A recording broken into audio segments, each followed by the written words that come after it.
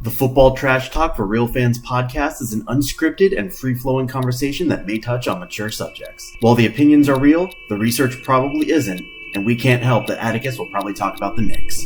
And here we go. He trucked dudes. It wasn't just in a preseason game. He did it pretty consistently. He left dudes saying, "What happened?" You better put some respect on his name when we're talking about the champion, the Davion Clowney. And I'm just going on eye test here, right? Like, I like the look of this coaching staff, you know? Alright, enough of this. Let's see what kind of shit we get into today. Are you live? Loy, it's all yours.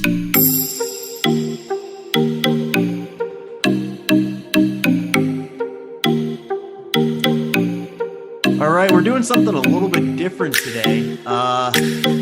Unfortunately for me, the Bengals somehow made the Super Bowl, as everyone's figured out by now. So because of that, my Facebook has exploded. I swear to God, I only knew like 5 people that even knew Cincinnati had a football team, much less are fans of theirs. But I decided to invite one of my good friends from OU on.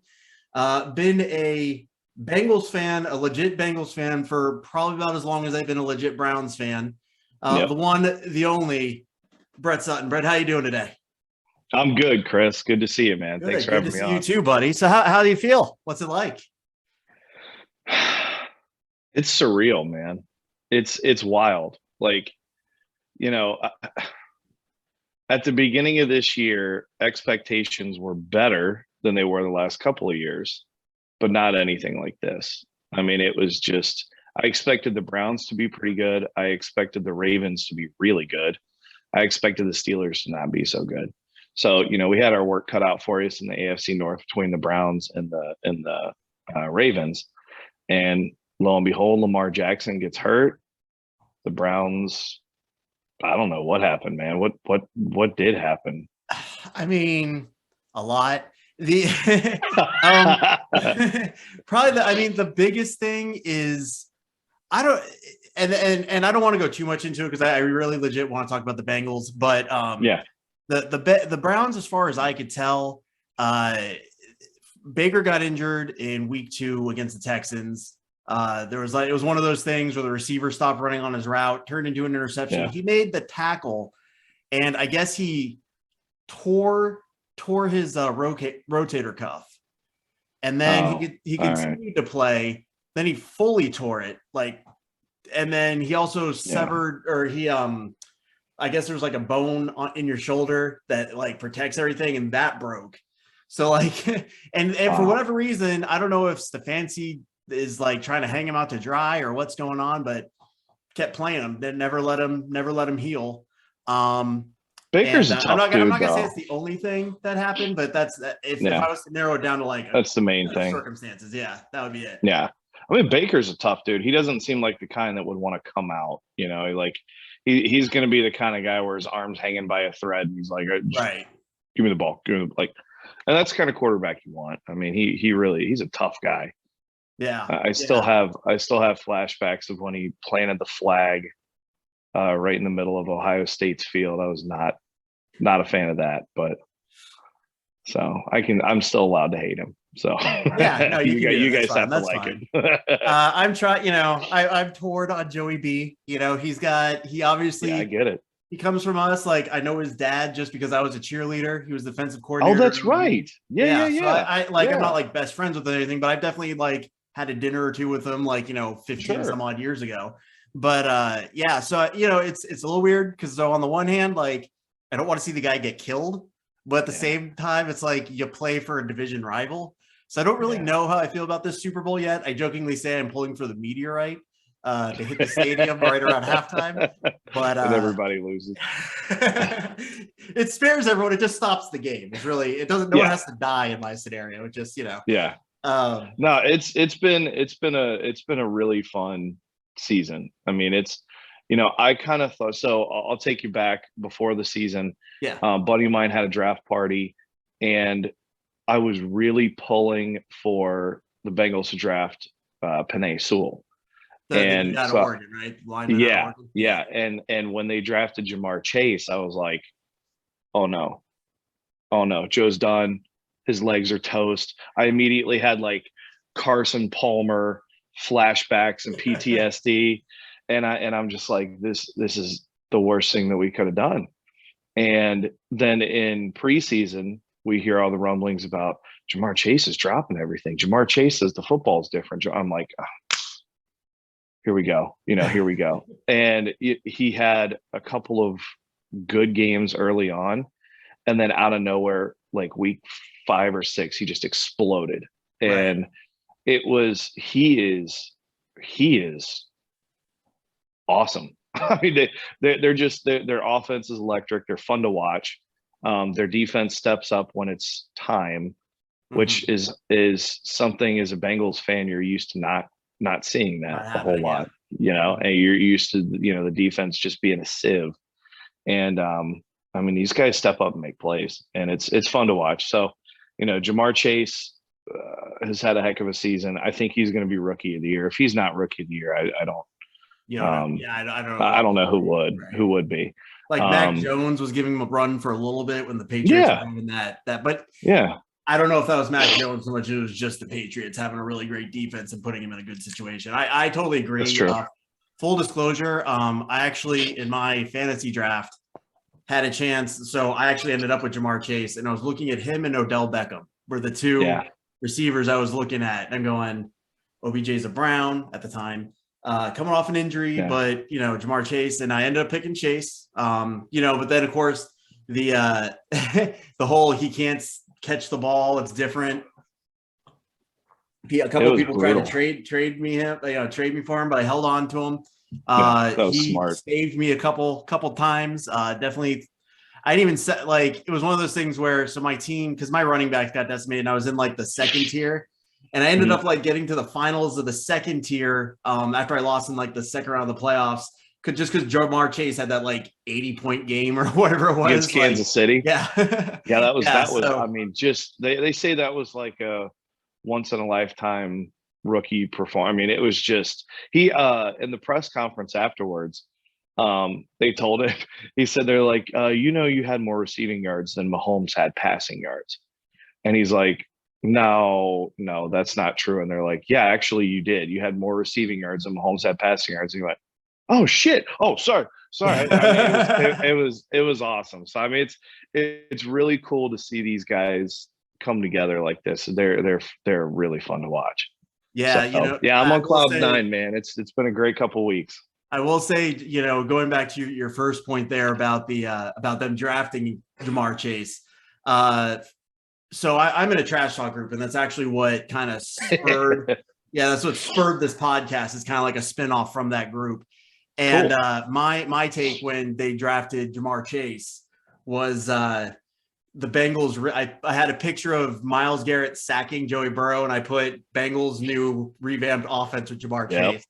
So, dude, I thought that's totally how it was going to be, man. I really did. I was like, he's going to get killed. And I mean, you watched the game against the Titans, a week and a half ago, 9 sacks. Yeah, I mean, for as tough as we want to say Baker Mayfield is, Joey Burrow's up there. Because he is. I mean, 9 sacks and you still find a way to win. And actually, Mike, who's he's my normal co-host on this.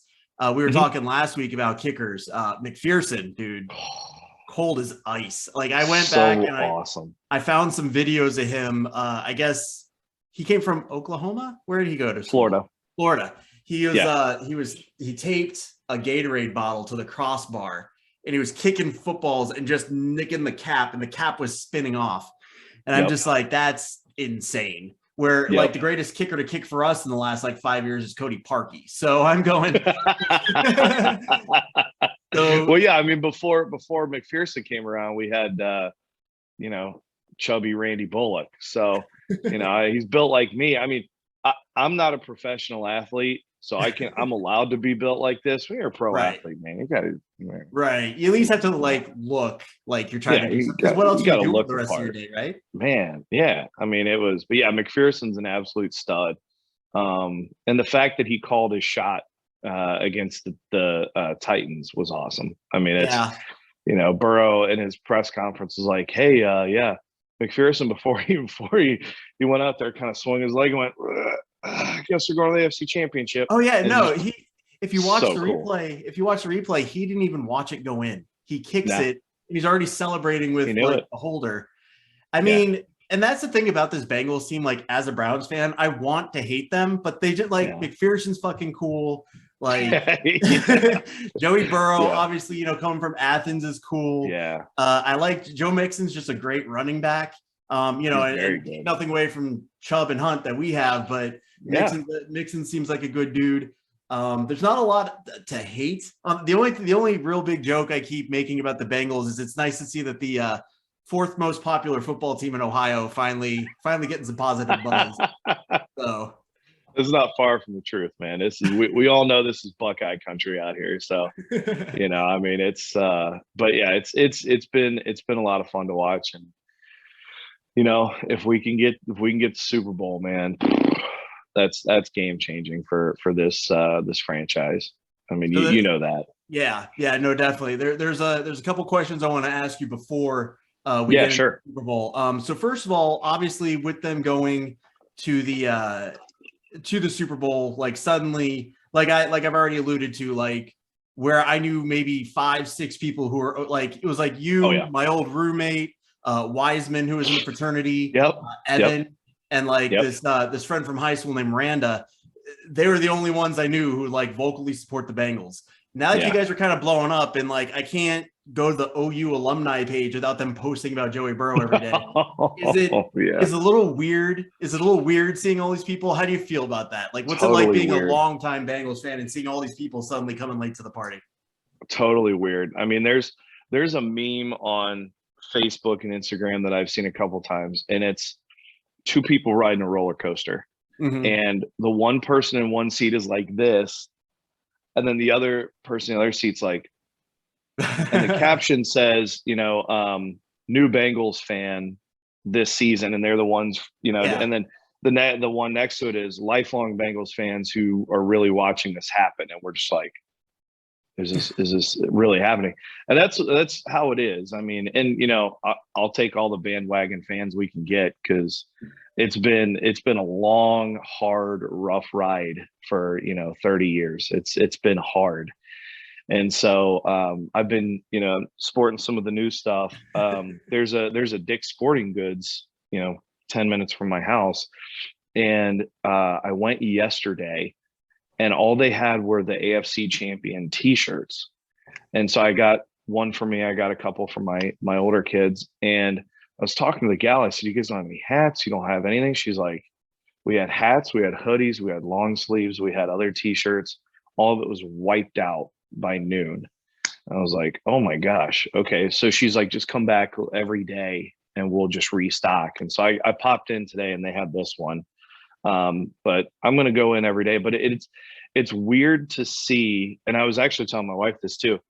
It's weird to see all this stuff just fly off the shelves, because it's usually you walk into a place and they have a very small Ohio State selection, and every Bengals shirt in every size. And, and it's like, okay, well, I was telling my wife that I go on Facebook Marketplace from time to time and just kind of see what's out there. Right. And over the last few weeks, people would sell Bengals jerseys for $50-$60.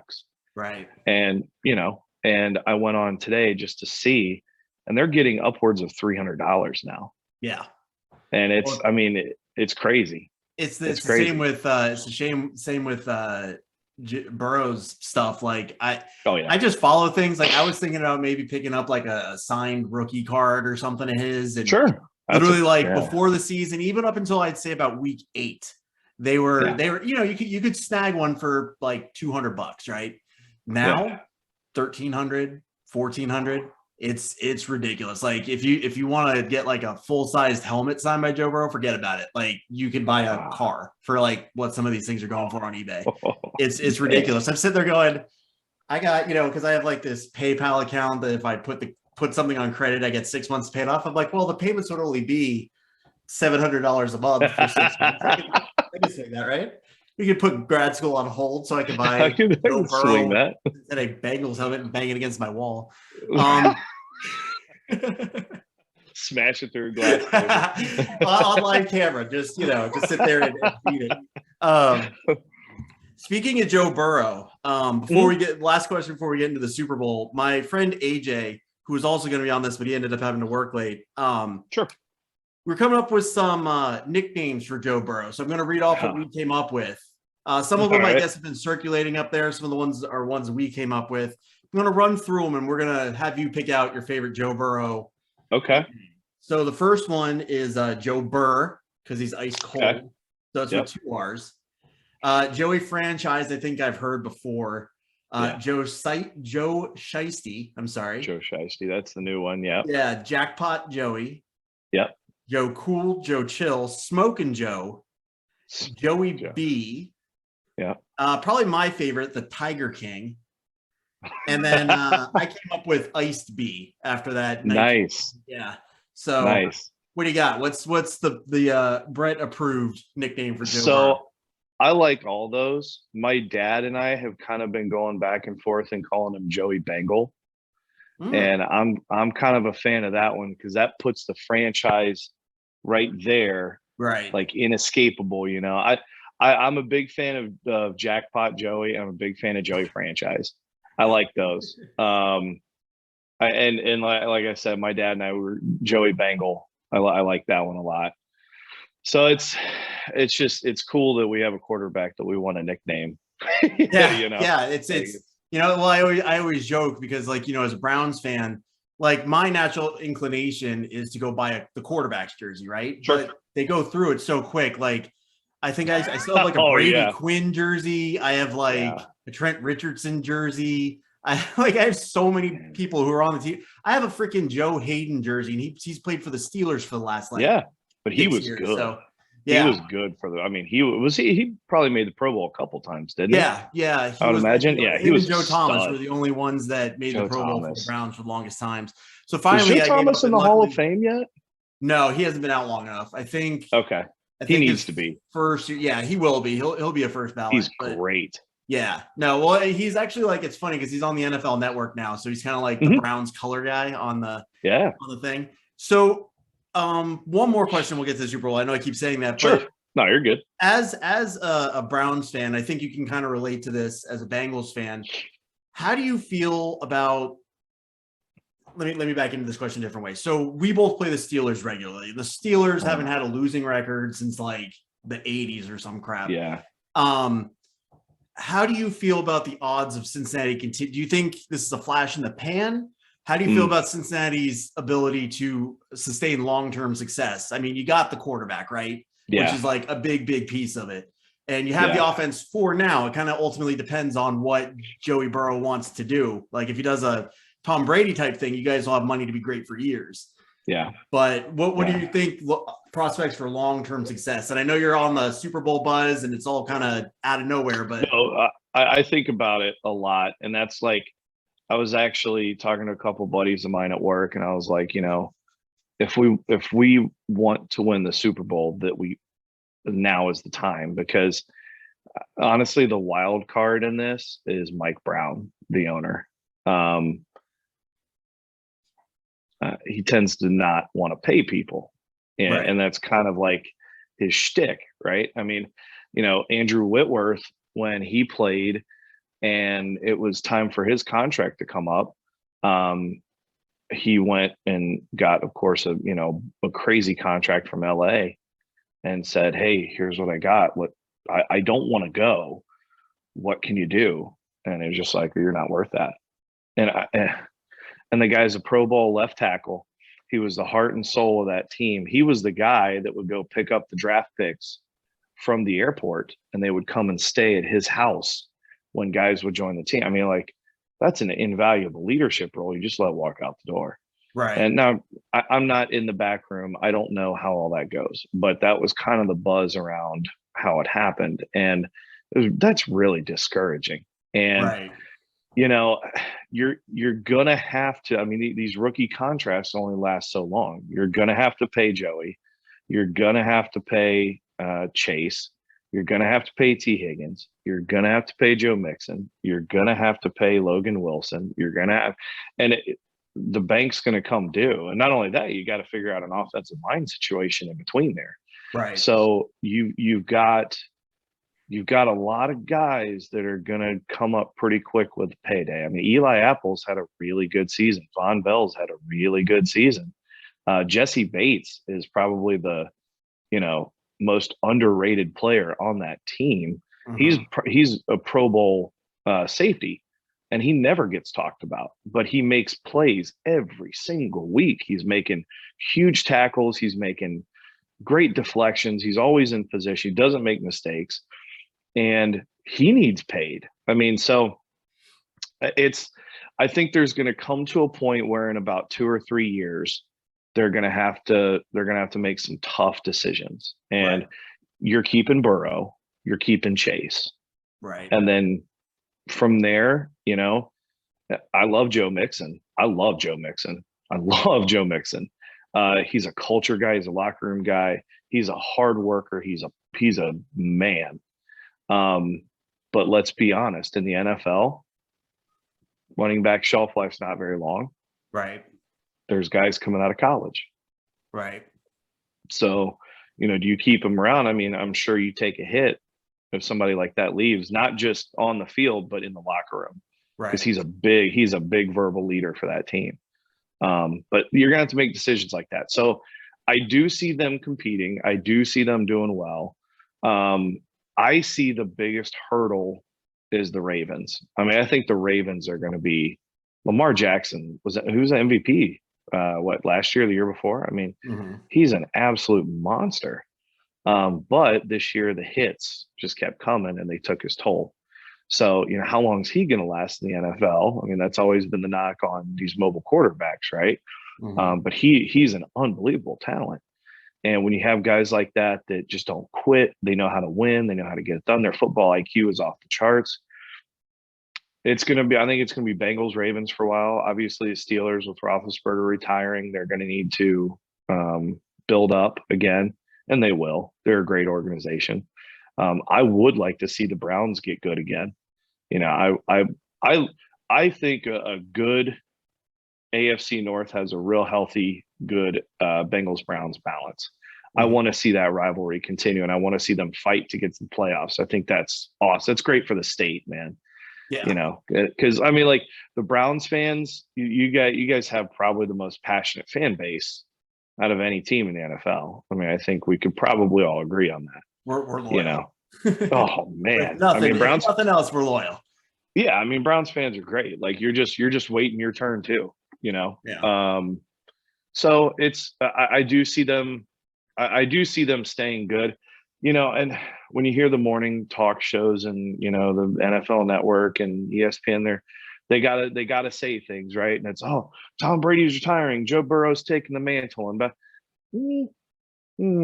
right. Let's hold on. I don't think they're a flash in the pan. I think they're good. I think they're really good. I think you got to the Super Bowl. You're a good football team. Right. They're a really good football team. But in the long run, how many of these guys can they keep on the payroll?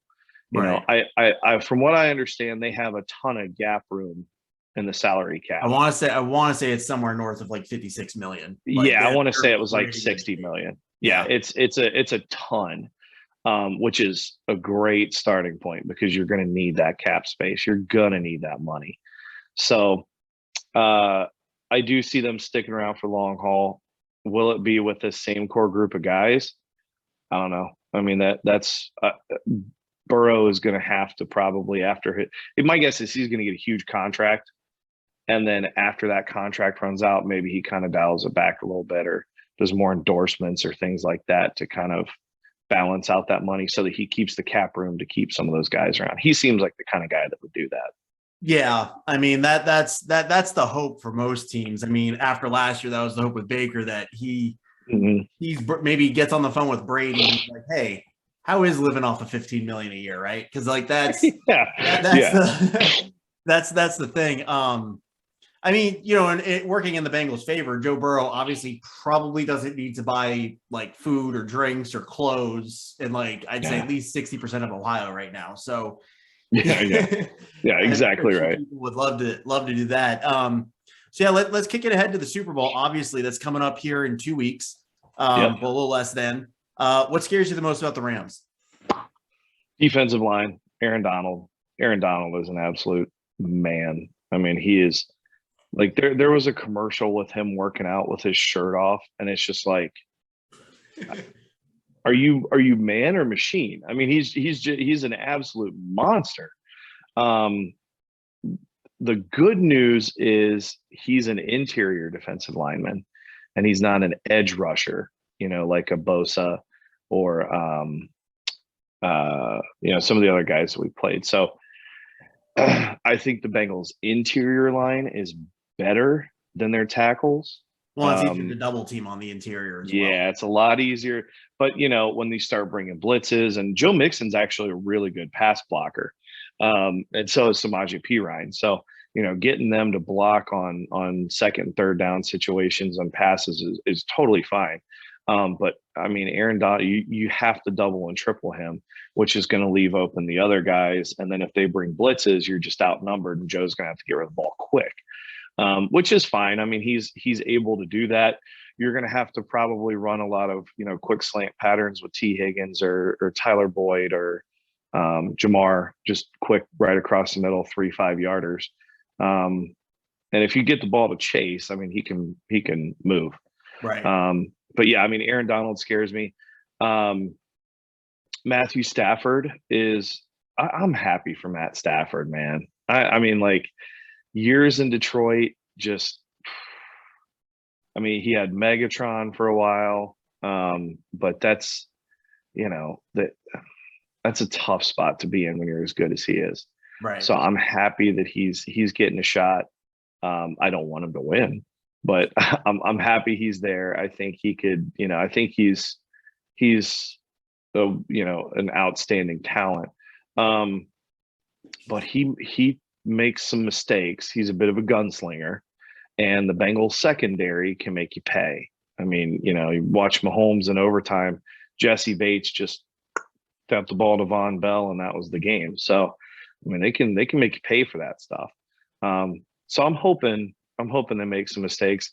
Also, the combination of Cooper Kupp and OBJ, those are two outstanding receivers.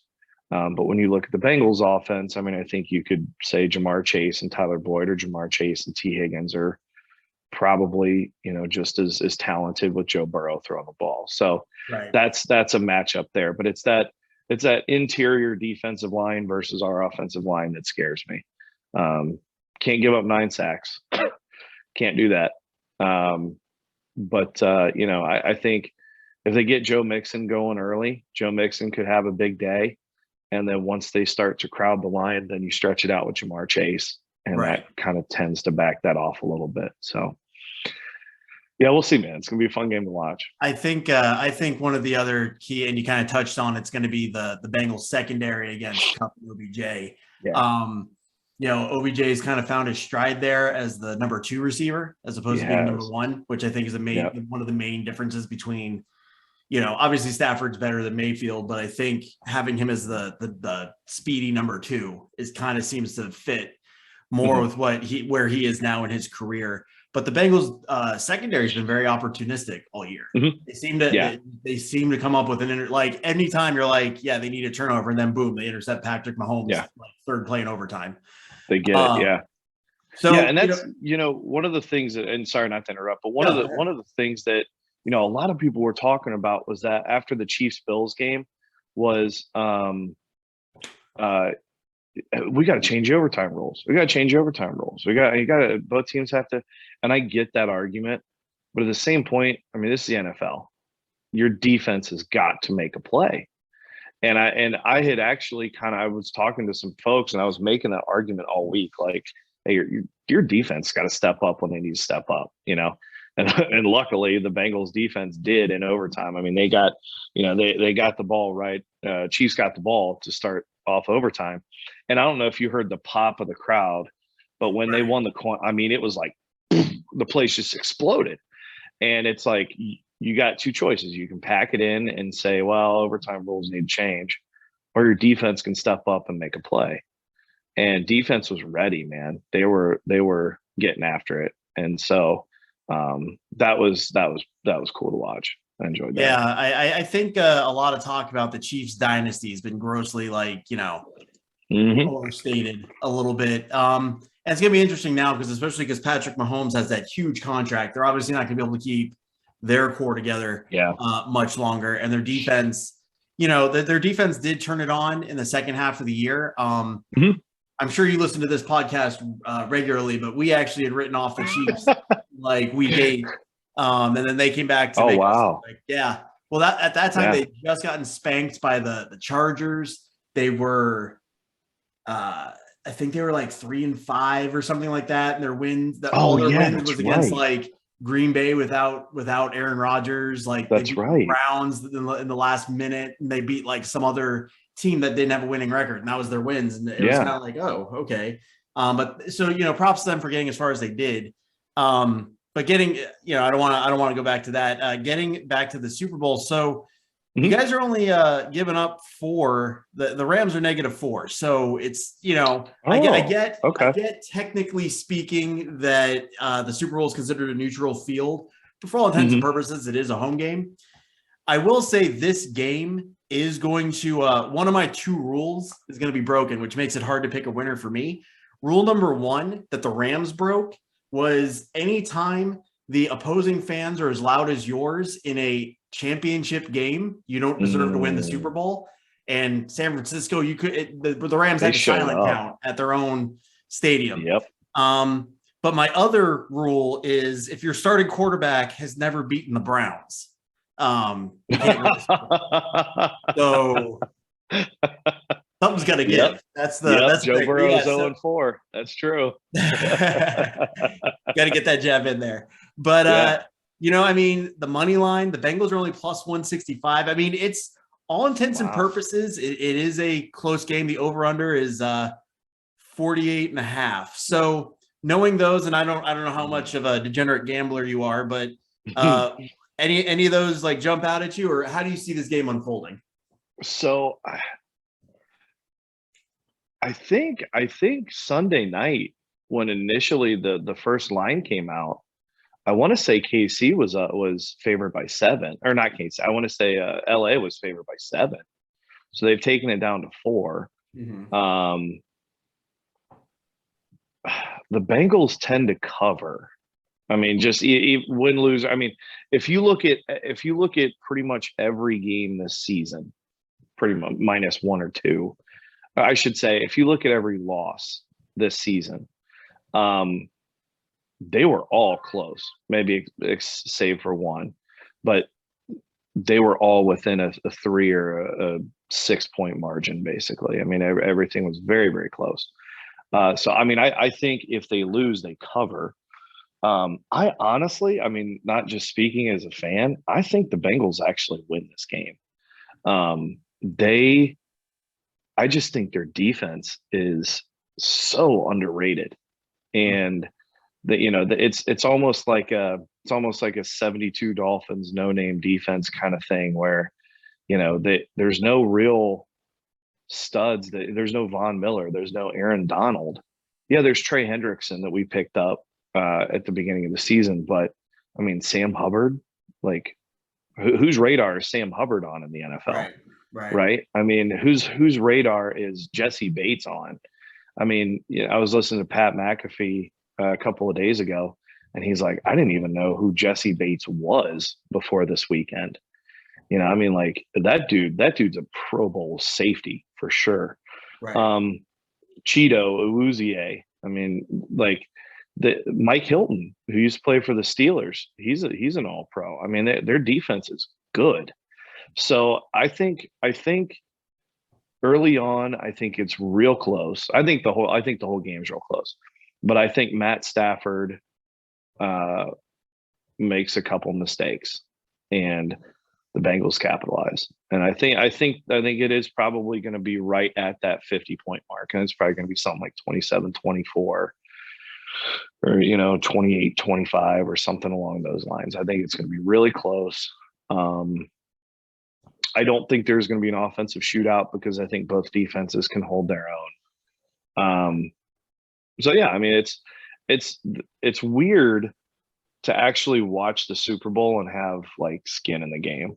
I mean, it's usually I'm like in the back, like making, mini corn dogs and wings and stuff, and kind of like, that's a Doritos commercial. Okay, Yeah. and of another beer. But this is actually like, okay, we're in it, So I think it's going to be close. I think the Bengals cover. I think the defense steps up like they've stepped up all season. These guys just believe in each other, and nothing against LA, but they were here a couple years ago. Granted, it was a different quarterback and some different players and stuff, but this isn't not taking anything away from them, but for the Bengals organization, this is really special. And I think those guys understand that. Burrow growing up in Ohio, he knows, he knows. He knows what this means. Right. So, and I don't think they take that for granted. And if you hear Zach Taylor talk too, I mean, and let's give some credit to Zach Taylor, man. I mean, this guy, he said something after they beat the Raiders, the first playoff game. He said, I have to thank the organization, because if this were any other NFL team, I probably wouldn't be here. He won 2 games his first year. He won 4 games last year. He won 6 games in 2 years. I mean, there were teams firing dudes after 1 season. Zach, you could have made that argument. The guy went 2-14 his first season. I think now, even if you add up all his playoff wins and regular season wins, he's probably still underwater with his win-loss record. So he's right to thank Mike Brown. And Mike Brown does have a tendency to stick with coaches. I mean, he stuck with Marvin Lewis for freaking 15, 16 years, which I liked Marvin Lewis, but when you compare the two, when Marvin Lewis was the coach, pretty much every season we were leading the NFL or top 5 in the NFL in penalties. This year, the Bengals, I think, are the least penalized team in the NFL. That's a huge difference. And that's all in coaching, mindset, preparation. They haven't had that. And so he comes in and changes this culture. Joe Burrow comes in and buys into it. And once you see these guys starting to buy in, all of a sudden things just start to happen, and they start believing in each other. You're going to make a play. You're going to make the kick. You're going to make the catch. I mean, it's like these guys all think they can win. And that's a huge difference than what's been there in Cincinnati for a long time. So I kind of, my take on this game is I still don't know who I think is going to win it, but I am taking the over in the points. I think it'll be tight for the first half. I think you're going to get to the first half and it might be like 7-10, 10-13, something like that. And then I think it's going to be one of those games where just somehow in the second half, like suddenly the offenses realize, they got half a game of football left for the season. And then suddenly, like, next thing you turn around, it's like 35-28. It could go that way. I mean, these offenses are so talented.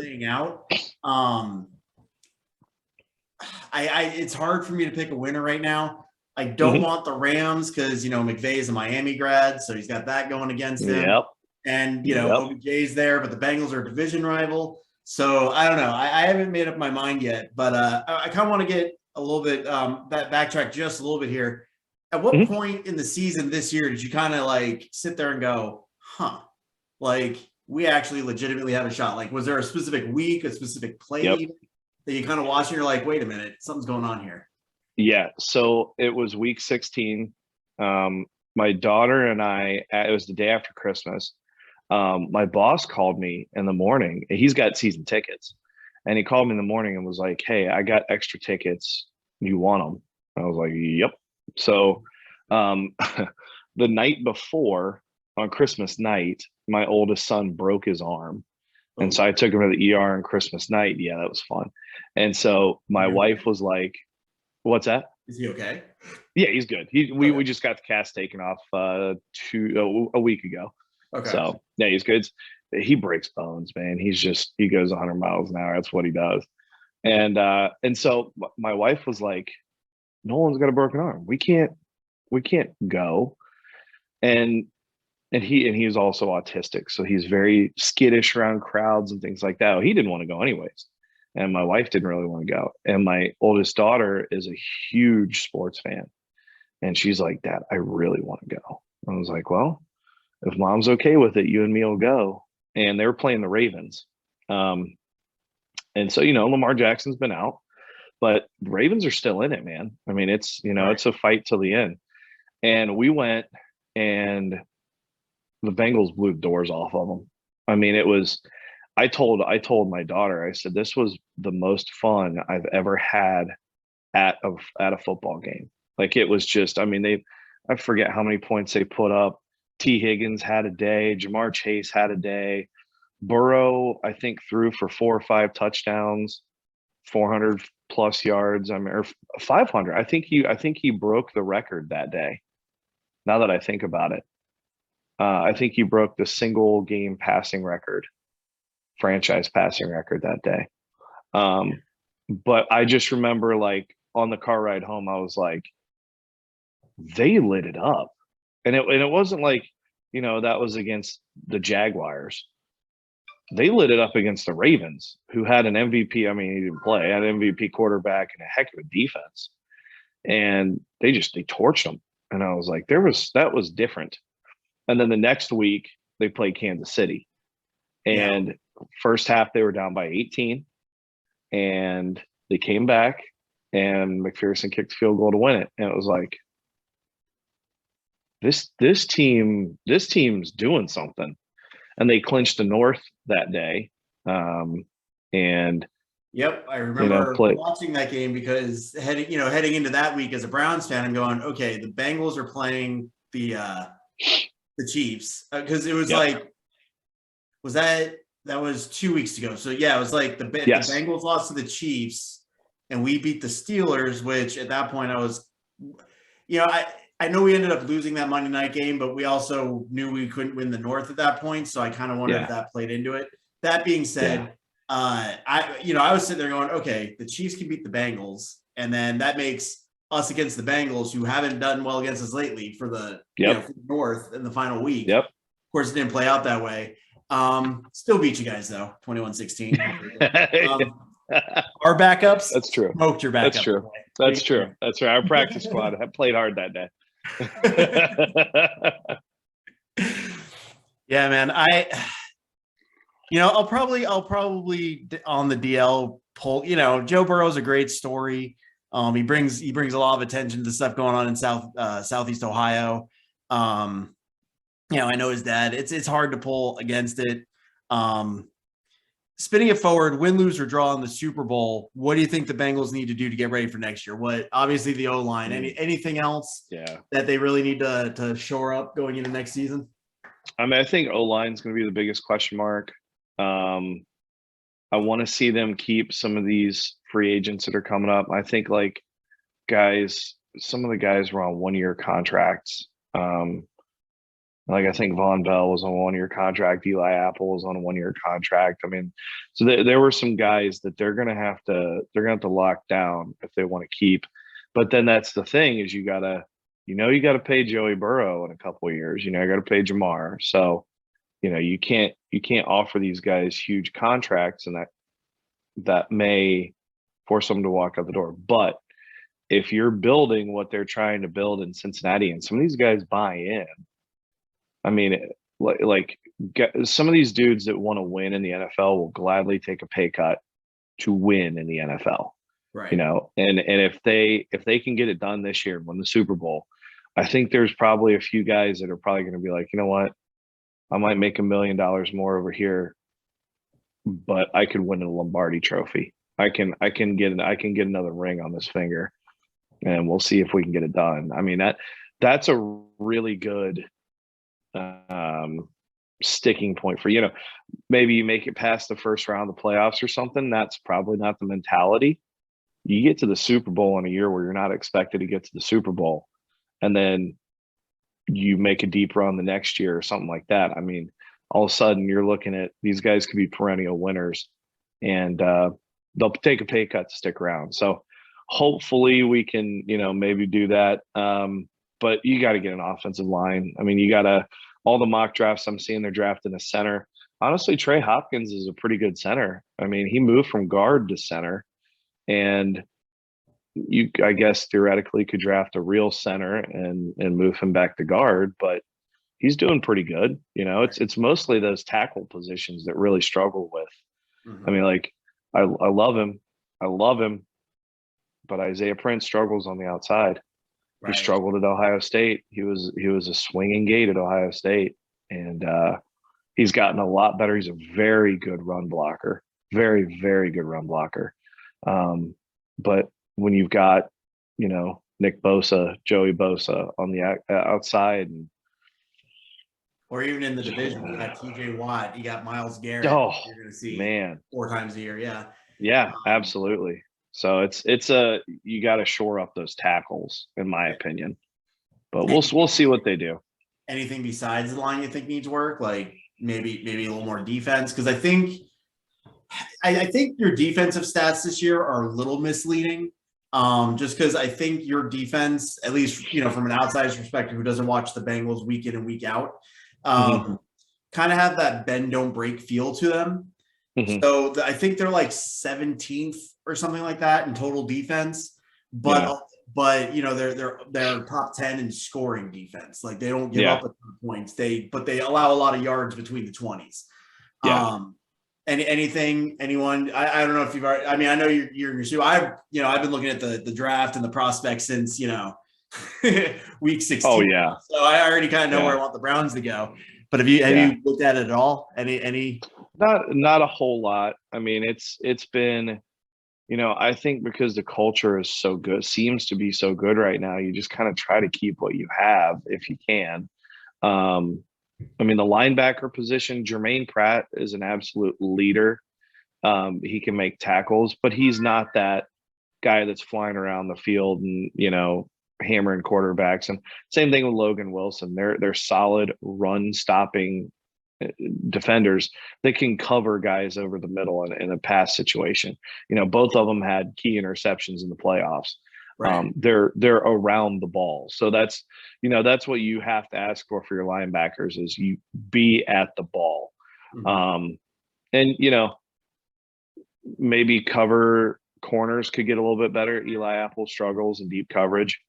But, you know, Awuzie and Hilton and Jesse Bates can make up for that. So, you know, in terms of like draft prospects, I mean, I really like to see him get some O-linemen. And what I like to see him do too, maybe is they picked up Riley Reif at the start of the year, who's a veteran who knows how to win. And I think he's helped those guys that are young, like a Isaiah Prince, that can really get in the mix and get better from the consummate professionals who've been doing it for so long. Riley Reif was a Pro Bowler for New Orleans. So, I mean, just an absolute stud. You got to learn from that and glean what you can.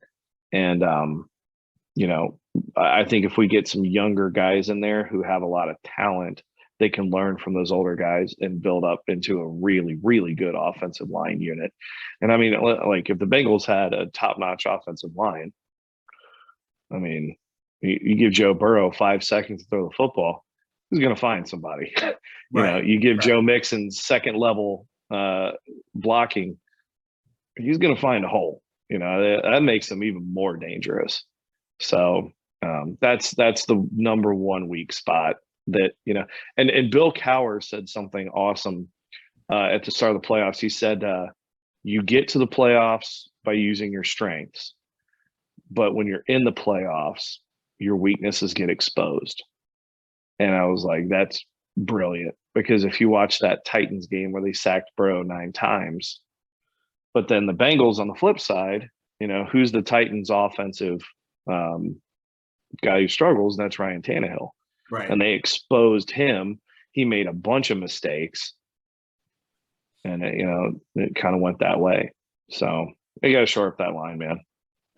Which I went on a semi rant because after that game, I was listening to ESPN on Sirius XM, and they were I guess I don't even remember his name, but the announcer was going on about, he was a former Cleveland beat writer, like that's how he got his start. and he's talking about how the Browns should use a first-round pick to trade for Tannehill. And I was like, I will buy a Burrow jersey tomorrow if that happens. Like, I'll buy a Burrow and a Palomalu jersey tomorrow. I don't even care. Like that would be the worst thing. No. So we got a couple minutes left. So I just wanted to ask you, I know you already alluded to it, but gut feeling, what's the final score of the Super Bowl going to be? Gut feeling, I'm going to say Bengals 30, Rams 27. Okay. And I think they probably either kick a field goal at the end, McPherson hits a field goal to win it in regulation, or he does it in overtime. I think it's one of those two scenarios. I'd like to see the Bengals have a couple takeaways, get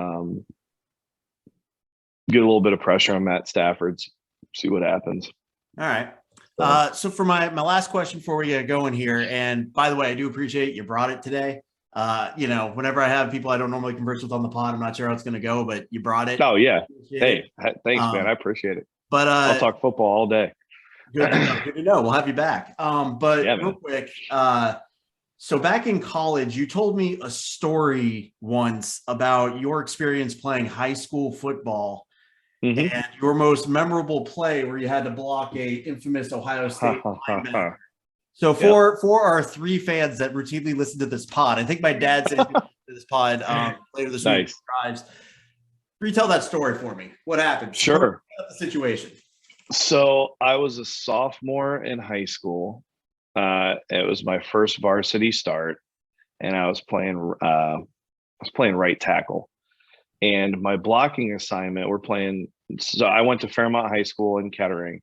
We're playing Centerville High School in Centerville. And there's a young man who went to Ohio State, played for the Green Bay Packers and the Cincinnati Bengals.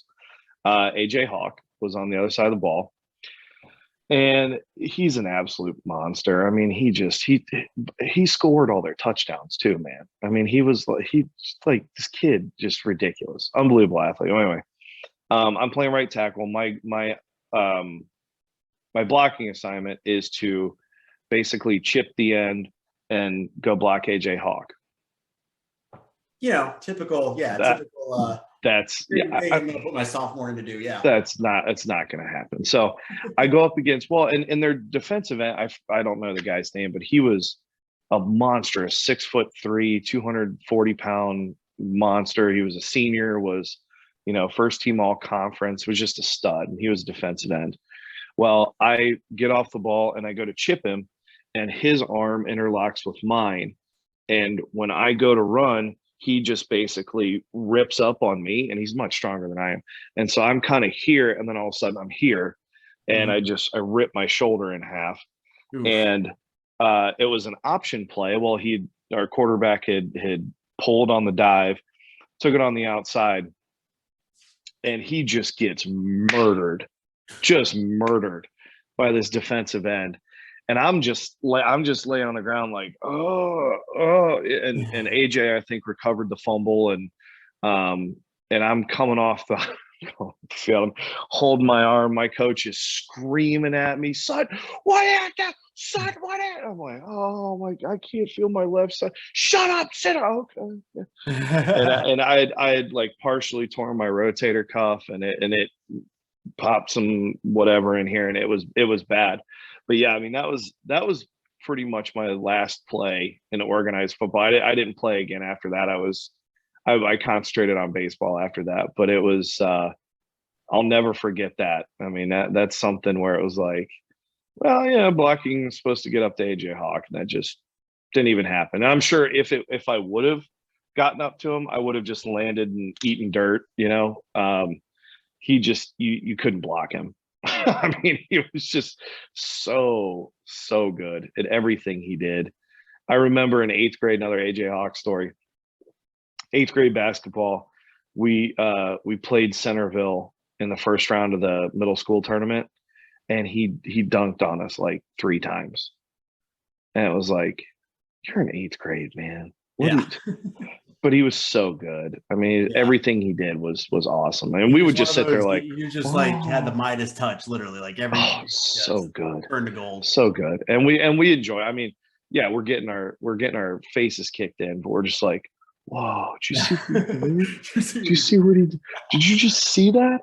Oh, so of course when we get to college and he's at Ohio State, you know, I'm like, oh yeah, I know that guy. Yeah, he walked past me once while I was lying on the ground and paid. He one of his friends murdered me on the field. It was awesome. Should have seen it. So yeah, it was that was fun. And I also played against Nick Mangold too. Mangold went to Alter, and we all graduated the same year. And Nick, I don't know if you were there or not, but he actually visited our frat house one time. He came into town. I think it was sophomore year, fall of sophomore year, spring of sophomore year. I can't remember. What would your sophomore year have been? 2003? No. It was freshman year. Yeah, it was. It would have been spring of 2003. Okay, so no, I would have been doing the Army thing at that time. Oh, that's right. Yeah, you were ROTC, weren't you? Well, no, I was actually overseas. Oh, were you really? Yeah, that's a lot of people don't remember. I just randomly disappeared and showed up once to get I wore my BDUs because I literally came down from Columbus and we had a chapter meeting, and so I showed up in my BDUs, and a lot of the older brothers are like, "Oh, you're just trying to impress the freshmen so you can get a funny story. I actually killed my family tree. I never took on a little." Oh, no kidding. Yeah. I was close to not. I did my fifth year. But yeah, it was. I mean, it's just the way the cookie crumbles sometimes, you know. Yeah. So I ended up killing my family tree. So sorry, everyone in my family tree. They don't have to memorize our tree anymore because it ended. So really quick, you have to make me one promise. So as a Browns fan, I just had to suffer through 18 years of Roethlisberger, who is a guy that came from small town Ohio and proceeded to never have a losing season in the NFL. And now you guys have Joe Burrow, who comes from small town Ohio. And, at least at this point, I know it's only year 2 for him, right? So I know it's only year 2, but at this point looks poised to do great things over the long term of his career, especially if Cincinnati decides to take care of him. So the next one that comes from some small town in Ohio that's got some feel good story and ends up playing at a back school. You got to go to Cleveland. You got to go to Cleveland. It's our turn.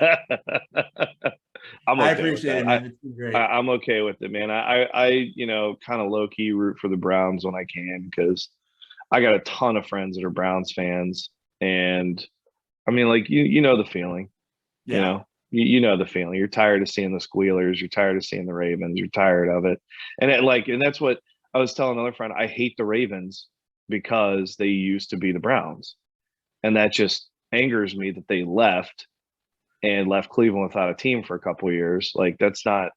I hated that, so I hate the Ravens even more because of that. So. Yeah, I think I think that's where I am too. Although if I'm being 100% honest, low key, I really like their uniforms. I can't help it. Every time I see them, I like the way you dress. I just don't like you. Yeah, but can't stand them. Yeah, no, the Ravens are probably my number one. As much as I go off on the Steelers in my trash talk group, the Ravens are probably number one because of the aforementioned thing, and of course they go on to win 2 Super Bowls, and we. Made the playoffs you realize the Browns, I've been a Browns fan since before they left. And in my lifetime, I've seen them, they got blown out in the playoffs once in 2002. They made it as a 9-7 wild card. And then we had last year. That's it. That's all I've seen. So I see where you guys won a playoff game last year, right? Yeah. We beat the Steelers in Pittsburgh, actually. That's right. Yeah. But yeah, that's, so I understand where you're coming from. And that's why, even though Cincinnati is a division, in my opinion, if a division rival is going to win the Super Bowl, although now it's every team in the division has won a Super Bowl and the Browns haven't even made it there yet. But we won't go into that. Anyway, appreciate your time tonight, man. It's been fun. Anytime, brother. Anytime. More often. I'll reach out to you. We'll get you back on. You really brought it today. I appreciate it. Sounds good, brother. Anytime, man. Yep. Take it easy, man. See you, bud.